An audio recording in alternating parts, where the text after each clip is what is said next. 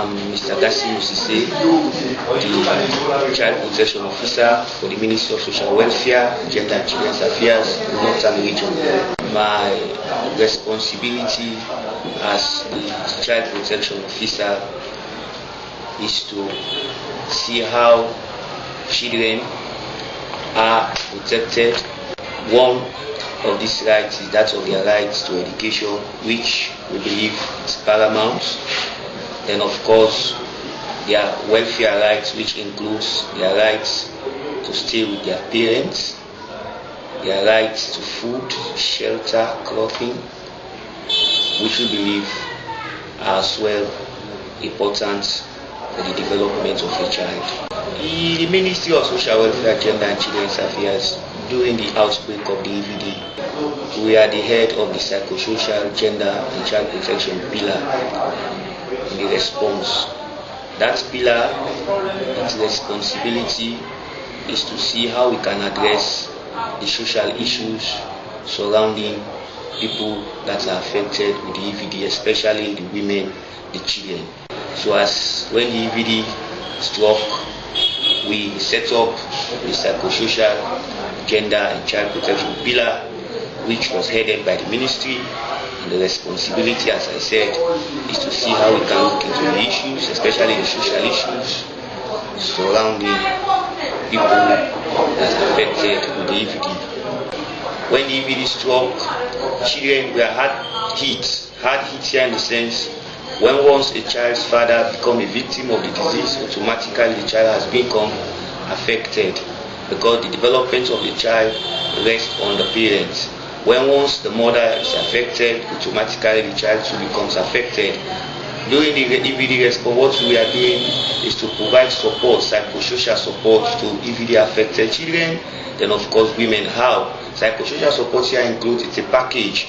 Because when once people see why we have good number of EVD orphans, it could be single and double orphans. We provide support to these children by providing them with mattresses, some household kits, then one-off financial support to get them back on their feet. We also provide psychosocial counseling. We have our staff that we do visit these communities, find affected families, homes. We counsel them, talk to community stakeholders to see reason why they should accept back these people.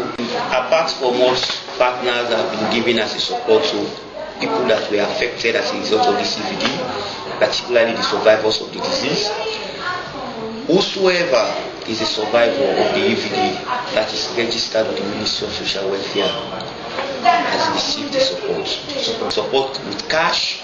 Some provide support with food, some provide support with household utensils. If any survivor is saying he hasn't received any support from the ministry, he has not registered with the ministry. Even when partners want to give support to survivors, they do come to the ministry for ministry to provide them with the list. For cases regarding children, we have many issues. Marital disputes, problems between husband and wives. Why husband don't want to take up their responsibilities, maintenance, that is one of the common issues. The only thing I can share, I would like to link it with the EVD because it was really a challenge when the EVD struck in one community called Osanda, the Bombali Seboa. The incident, as was said, it was somebody that traveled away from Freetown, from Aberdeen, who came to the village, do some entertainment for people from the community. He hailed from that community, but I think during the process, he was ill. His mother kept him in the house until when the situation had gone out of control. Eventually, it proved positive, so a lot of people became infected. People were, let's say, got angry against the mother, ostracized the mother. What we do, we had to relocate her because we set up the observation interim care centers where the mother, the surviving siblings, where the mother, until we find a way how we talk to the communities to see reason why they should accept back the mother. We do what we call a community healing program. So say we have an institution like that where we keep these EVD orphans. What we've been doing is to identify caregivers because here we have extended relatives that kind of extended family structure. So if a child, let's say, happens to lose both parents, biological parents, as a result of the abuse, we believe the best place for a child to grow up is with the family. So that's why as a ministry, and we are discouraging even these institutions or your orphanage as you call them, because institutions is not the best place for a child to grow. So what we are doing for these CVD orphans, we identify people who think that have the competency to bring up these children, that are willing within the family structure. We provide one-off support to them. For Bombali, we supported something like 15 children that are EVD orphans. Then from Cambia, the other in Kwanadugu, then of course Poloko, who identified these EVD orphans from these kingdoms. These children are in the SOS village. These children are children that lost both parents. They are at the SOS village now, attending school, doing well.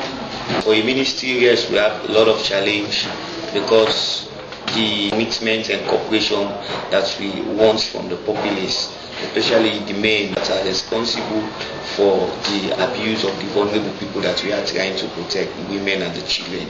You see, yet still we are facing that challenge. There are a good number of women being battered, being abused, who experience domestic violences.